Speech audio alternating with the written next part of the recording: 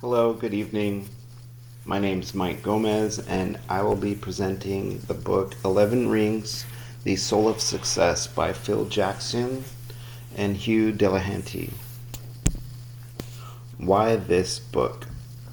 Well, firstly, I'm a fan of the Lakers. I'm a fan of Phil Jackson, his triangle offense, his leadership skills, the clarity he brings to his mind and puts that into his team.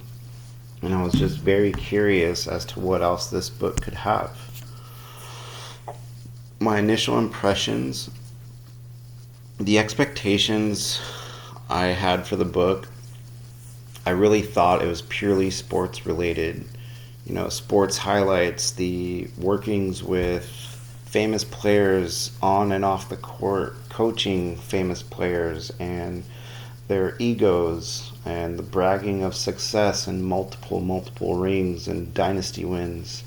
The attention grabbers for this was Phil Jackson's teamwork and all that came with it, how he created such successful teams, how he created such successful leaders, the trust he had earned within organizations, not just with teams of different players and whatnot, but with fans as well. There were cities that just trusted him to take them to championships, which he did.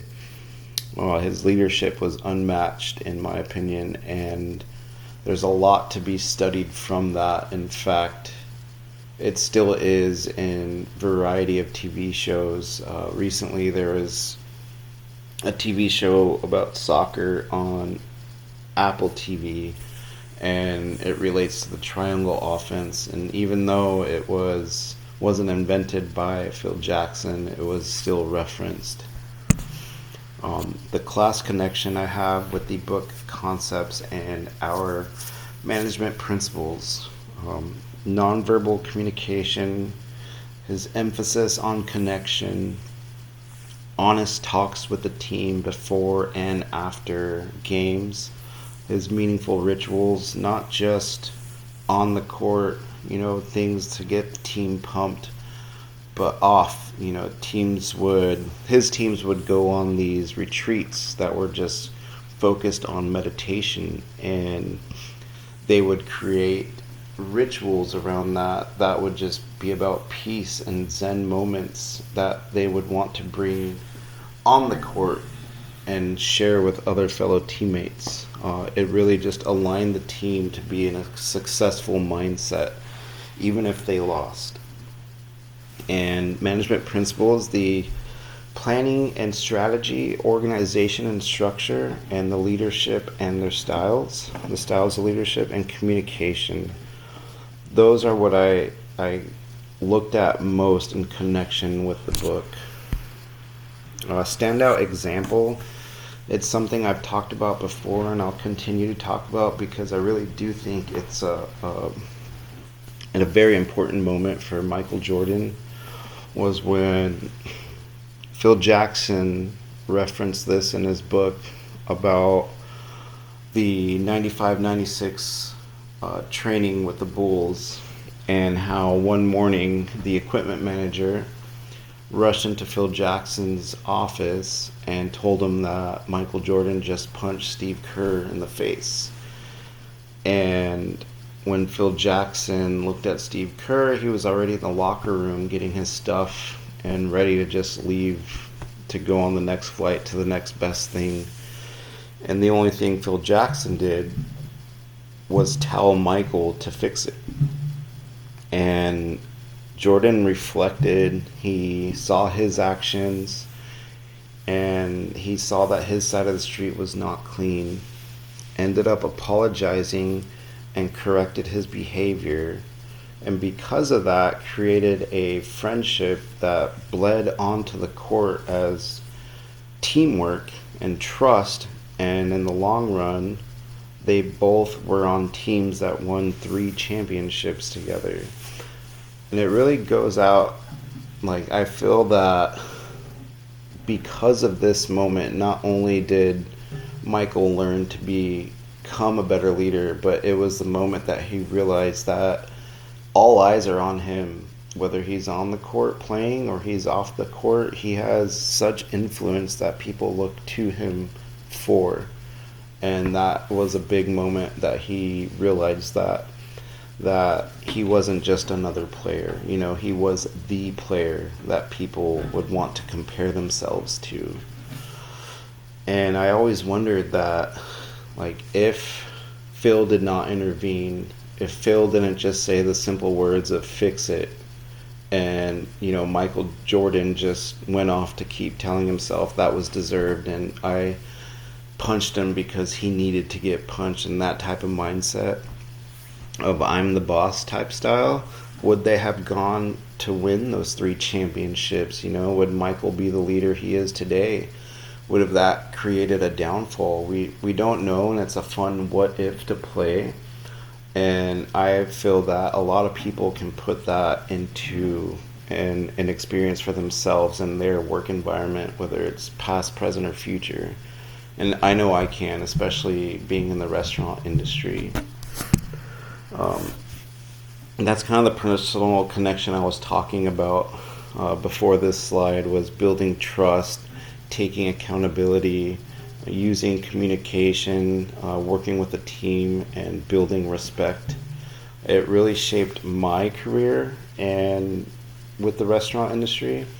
I went from, you know, being a busser to a server to a manager to a front of house manager, and I was able to relate the feeling of each of those jobs. And it's not like I just went into the industry and became a manager, because I've seen that happen where people don't have the respect for each position and what it takes to work as a team in that environment.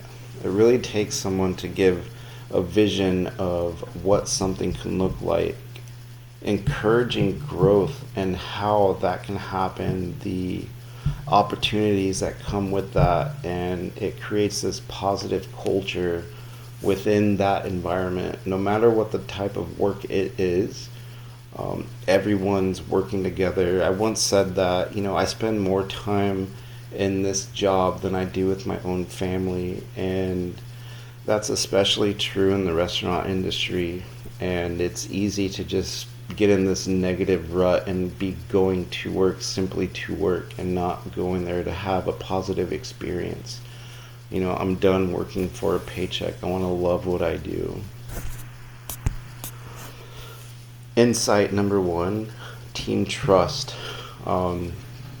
School groups especially with the way things are now, being more online focused. I have, you know, some lectures that are in person and schoolwork to be done on the computer at home, and some of that is with other students interacting in some shape or another. And being able to listen more to the ideas of others instead of pushing my own and thinking that my ideas are the best, because I could still easily have those thoughts, listen to what you're saying, and still think that, like, my idea is going to work better, and it may not. Especially with work right now, I have a business where I get to train dogs. I get to work with multiple different types of dogs, from seniors to puppies and everything in between.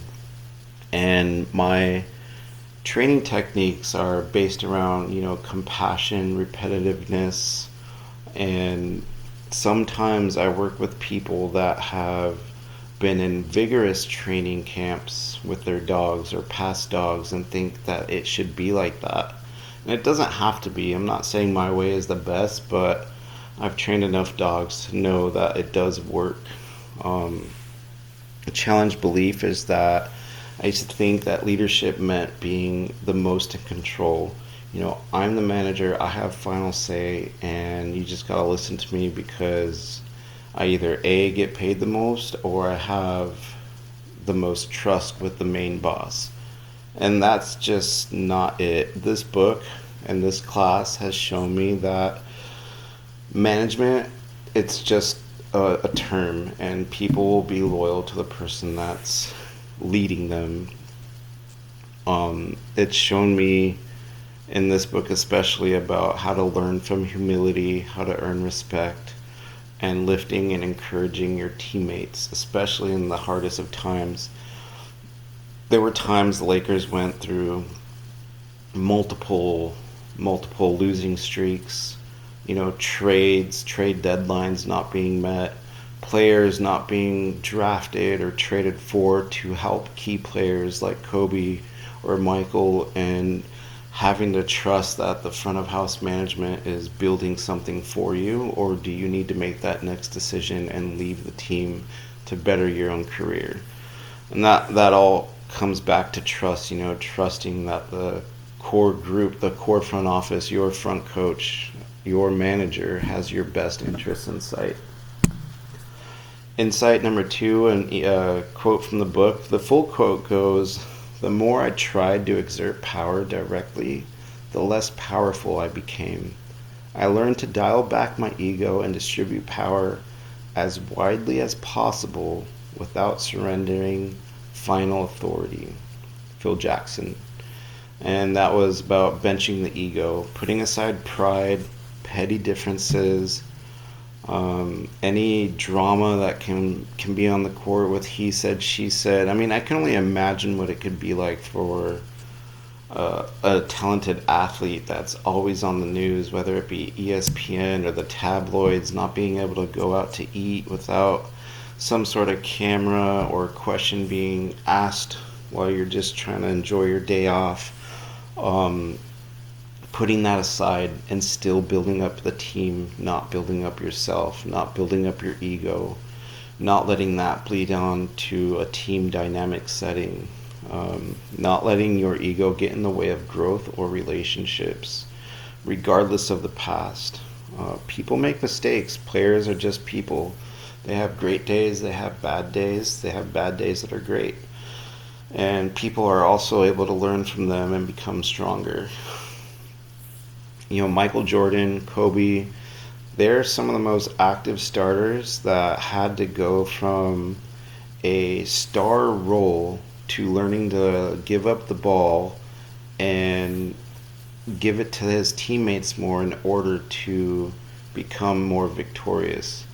There's only so many times you can lead your team to a winning game by making all the points and everyone being under 12 or 20 points. And it just doesn't work that way all the time because there's fatigue involved, there's stress, your time management. And if you're relying on only yourself, it's easy to create resentments about people not helping you. And why should they if they're so used to you doing everything and you not wanting to help them get better? Then why should they trust you to lead them if you're just going to work on yourself? And that kind of goes in the workplace as well. Is if the manager is going to throw me under the bus in some way, shape, or form, why am I going to be loyal to that person? And why should I work harder for that person? I'm getting paid the same. But that should not matter if you love where you work, you love your job, you respect your coworkers, your teammates, and you all have a common goal. You come to work happy, you leave work happy. Things can happen while you're at work. That doesn't mean it has to stay that way. Situations are temporary, and it's all looked at to a manager or a leader to make those situations, no matter how bad they can be, into something better. Or at least working towards it. The last quote I'll talk about is, "The most we can hope for is to create the best possible conditions for success, then let go of the outcome. The ride is a lot more fun that way." Phil Jackson. That can be implied into so many ways about basketball through Phil's book. Something I like to talk about that I haven't really is the time Dennis Rodman was on the Chicago Bulls with Michael Jordan, and just what a wild card he was. And there were times that he took helicopter rides to Texas to watch the start of a NASCAR race before a big game a day later, and taking a rookie and driving cars around Long Beach and just having fun and realizing that like that's part of life. It's not always about the game. And if I'm given these conditions for success, then I'm going to have fun with it. And the way I can relate to that in my past working conditions as a manager is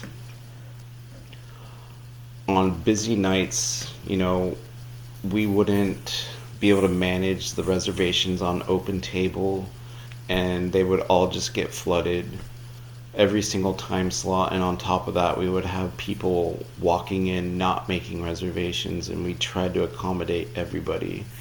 And we only had so much food prepared. We only had so many bottles of wine, and sometimes you'd be understaffed, whether it's in the kitchen, whether it's in the front of the house.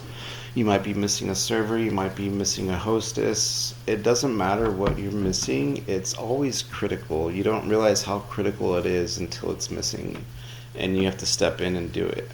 But the thing is that if you're able to grasp and realize that this is your situation and this is what I have to work with, how can I make this work? Once you're able to get that through, then just have fun with it. This is the way it's going to be, and I'm going to make the best possible outcome, the best possible situation out of this. It doesn't always have to be terrible if it's going to be a crazy busy night.